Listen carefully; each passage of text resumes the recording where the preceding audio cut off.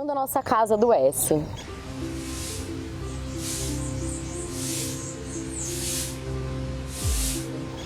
Então imagina que a nossa casa é um ser vivo.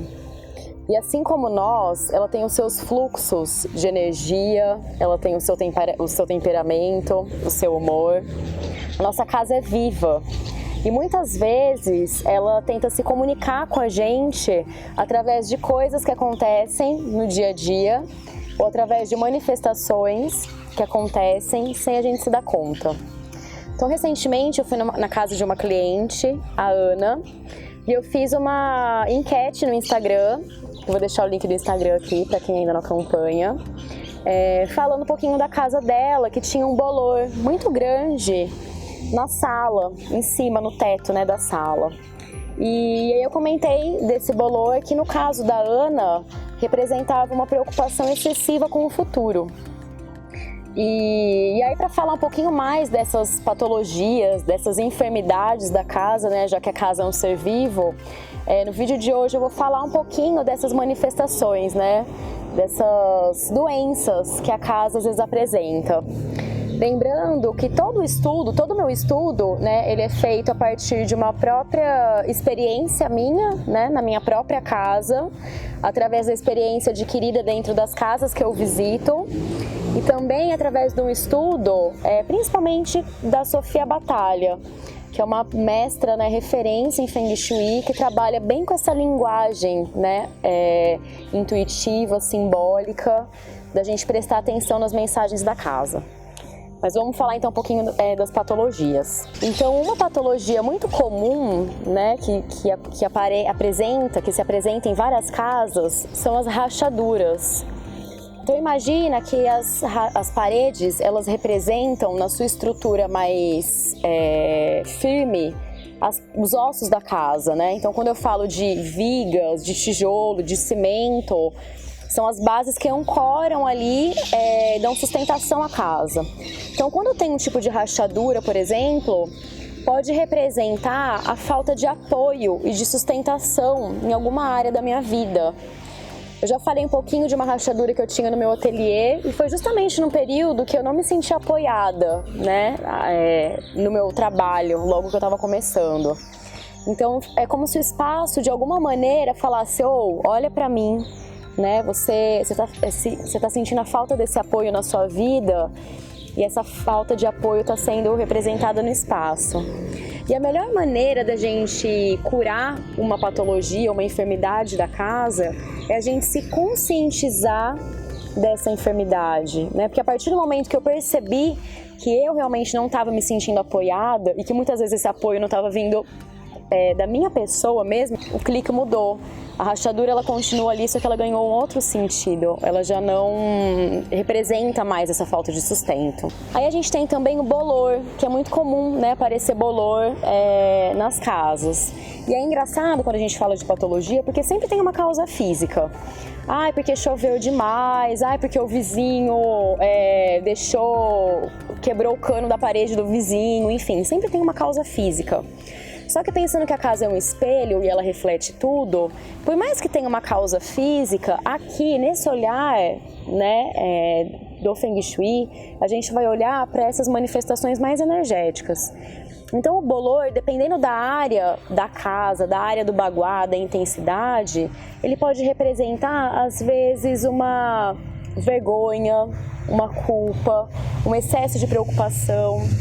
Então observa na sua casa o que você sente quando você olha para o bolor, em que altura da sua vida que ele se apresentou, a partir de que momento que esse bolor começou a aparecer, e tenta associar com o que você está sentindo. E aí a melhor coisa para a gente se curar esse bolor é simplesmente passar um paninho com água e sabão e limpar com intenção, né? Imaginando que você está removendo essa máscara, essa poeira que é representada pelo bolor, né? É como se às vezes a gente não estivesse conseguindo ver a realidade por inteiro.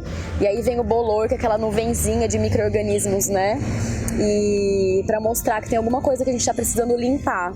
Isso também o mofo representa bem isso, tudo que o bolor representa também. Já o excesso de umidade na casa, ele pode trazer e representar uma tristeza e causar até uma certa depressão nos moradores, já que a água, né, representa muitas nossas emoções. Então, quando a gente tem esse excesso de água, o excesso de umidade, pode ser que tenha algum morador que esteja se sentindo triste, esteja se sentindo, às vezes, magoado ou até mesmo depressivo. Por isso, observar, né, como eu sempre falo em todos os vídeos, é essencial.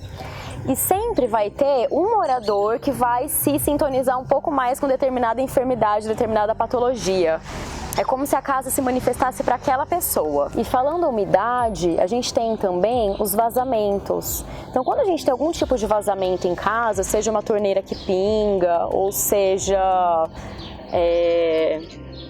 enfim, um cano que às vezes fica pingando, vazando, pode representar a perca da nossa energia vital. E isso, às vezes, dá aquela sensação de cansaço, que eu faço e não consigo chegar a lugar nenhum, parece que tá difícil caminhar. E também perda de dinheiro. Então, se você tem uma torneira pingando aí, tenta arranjar isso para conseguir juntar mais essa energia financeira, né? E tem também as inundações. Então, pode ser causada por uma chuva que de repente chega e alaga tudo. Ou, sei lá, às vezes tem um vazamento em cima de você, da caixa d'água, e cai aquela água na casa. As inundações, elas representam, geralmente, uma grande mudança no padrão ali familiar. Então pode representar isso, que alguma coisa em relação à família, à casa, o dia a dia vai mudar.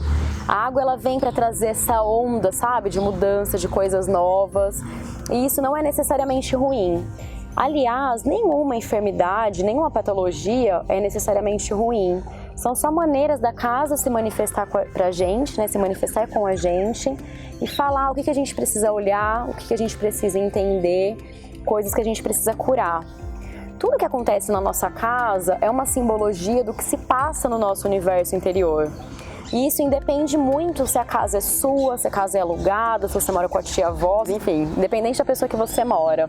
E como eu sempre falo, essa tomada de consciência, essa observação é que vai te fazer entender, né, que vai fazer você entender a mensagem que a casa está passando. Até que ponto essa mensagem é para mim? Até que ponto essa mensagem é para o meu marido? Até que ponto essa mensagem é para o meu filho? Ou até que ponto essa mensagem é das pessoas que moravam antes de mim? Tudo que eu estou falando, né, na verdade é de uma experiência própria, de alguém que está no ritmo, fluindo com vocês no ritmo do vento e da água. Então são coisas que eu estou passando também, que eu também estou vivenciando, que eu também estou entendendo, né, através dessa observação. Então, se você tiver alguma sugestão ou tiver alguma patologia que eu não tenha falado, deixa aqui. Lembra de comentar, de curtir o vídeo, porque isso faz esse trabalho acontecer de forma mais fluida, cada vez melhor. Até!